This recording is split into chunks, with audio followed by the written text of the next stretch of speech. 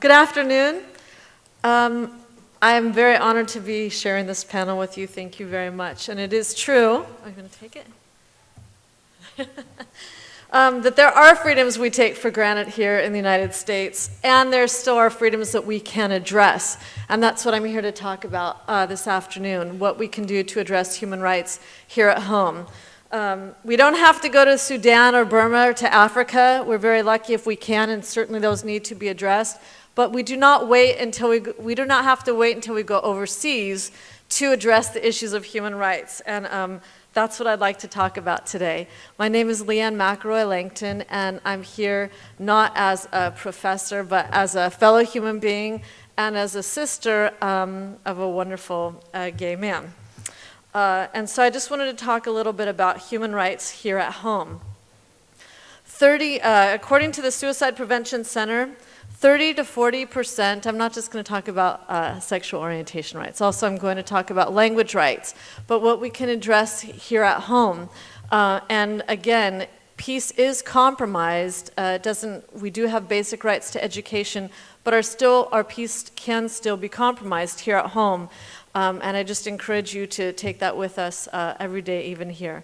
The Suicide Prevention Center estimates that 30 to 40% of LGBT teenagers will attempt suicide in their life. When 30 to 40% of any population wants to kill themselves, peace is compromised. People are made fun of the way they speak, if they have an accent, if they speak a different dialect of English. When people are mocked and scorned and made fun of, peace is compromised. And that happens here at home every day. So as you said in the introduction, I am a professor at Cal State Long Beach. I work mostly with freshman students, at-risk freshman students, and they're coming to terms with a lot of aspects of their lives for the first time.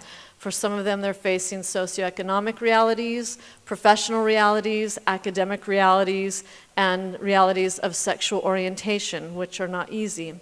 As I also said, I was lucky enough to grow up with two wonderful brothers, but one whom I saw consistently mocked, teased, made fun of for being different. And yes, he was born different, special, gay.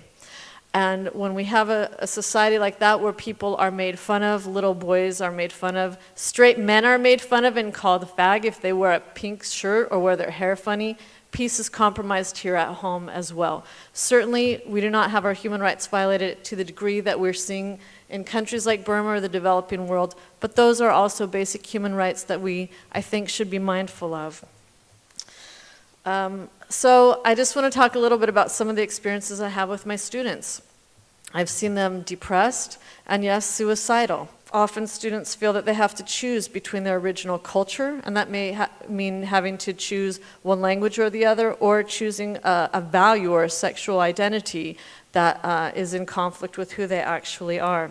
So I want to just talk a little bit about what we do at Cal State Long Beach. I feel very lucky to work at a university that does not only provide basic education, human rights, and we do try and work. We have one of the highest graduation rates of students of color and underrepresented students, and we also work very hard to have an integrative support system that does address some basic human rights. And as I said, I'm focusing specifically on rights of sexual orientation and language.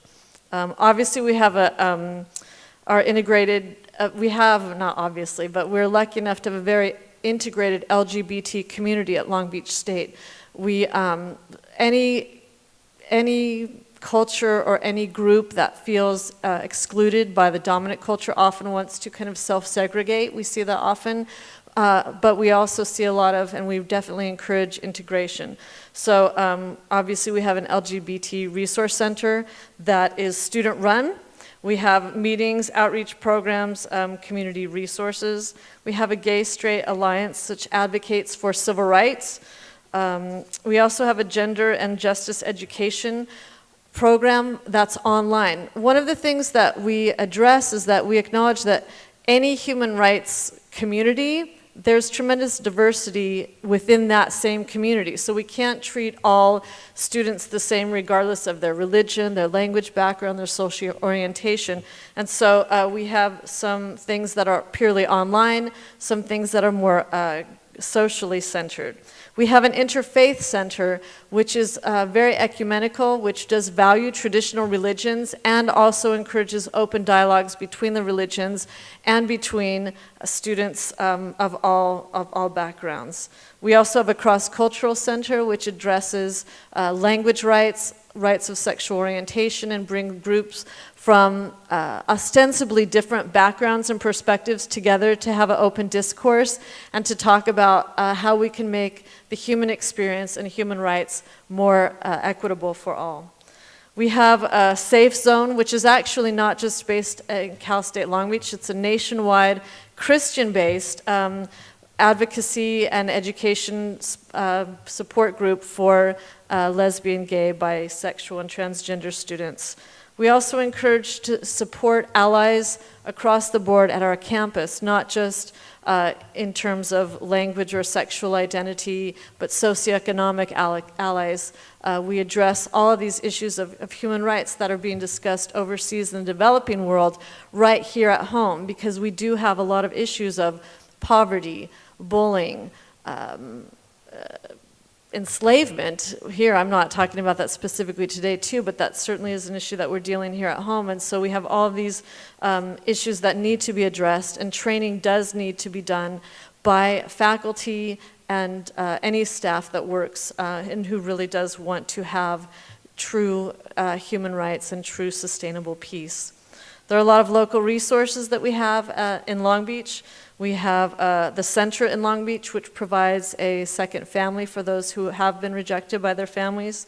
Long Beach Pride is probably the most well-known, but that's not for everybody. I have a lot of students who are they're out and proud, but they're a little shy, but that certainly is the most fun and most visible.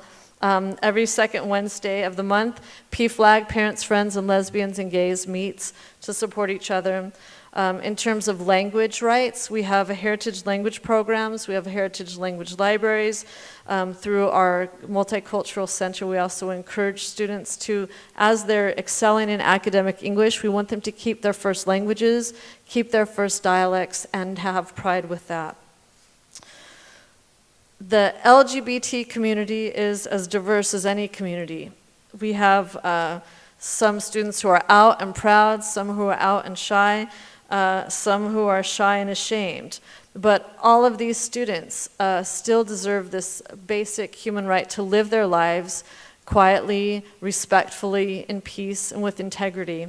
And they deserve the same rights that we all do, and they deserve to pursue life, liberty, and happiness as the rest of us are. So I just want to remind you that advocacy can mean gentle, quiet support, just letting someone know what resources are available. But again, when I was younger, I thought I joined the Peace Corps. I've worked in Africa, I've worked in Latin America, and one of the things that really called me home was the realization is that there's also a lot to be done right here, and I encourage you all to do the same. Thank you very much.